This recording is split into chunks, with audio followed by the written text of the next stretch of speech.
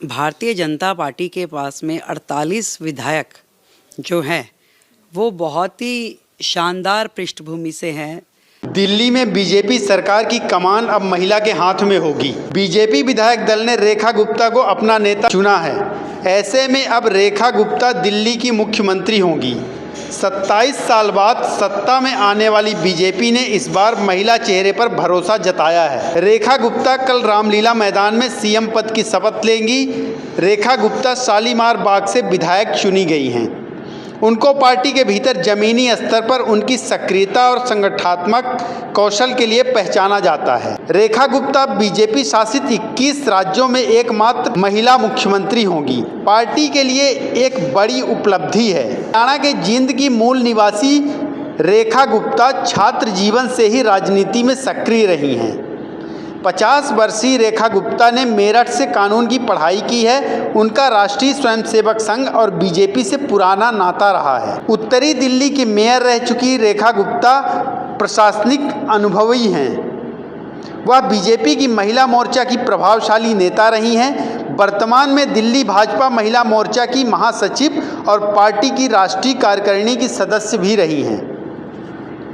रेखा गुप्ता ने 1992 में दिल्ली विश्वविद्यालय के दौलत राम कॉलेज से पढ़ाई के दौरान ही छात्र राजनीति में कदम रखा। वह अखिल भारतीय विद्यार्थी परिषद ABVP से जुड़ी रही। 1996-97 में दिल्ली विश्वविद्यालय छात्र संघ DU की अध्यक्ष बनी। साल 2007 में उत्तरी पीथमपुरा से पार्षद चुने जाने के बाद उन्होंने क्षेत्र में पुस्तकालय, पार्क और स्विमिंग पूल जैसी सुविधाओं के विकास पर काम किया है। रेखा गुप्ता ने इस बार हुए विधानसभा चुनाव में 29,595 वोट से जीत हासिल की है। रेखा गुप्ता को 68,200 वोट मिले। उन्होंने आम आदमी पार्टी की महिला उम्मीदवार वंदना कुमारी को हराया था। यहां से कांग्रेस उम्मीदवार प्रवीण कुमार जैन तीसरे स्थान पर रहे। 2020 के दिल्ली विधानसभा चुनाव में आम आदमी पार्टी की वंदना कुमारी को ही इस सीट से जीत मिली थी। इससे पहले भी 2015 में वंदना कुमारी ने ही इसी सीट पर जीत दर्ज की थी।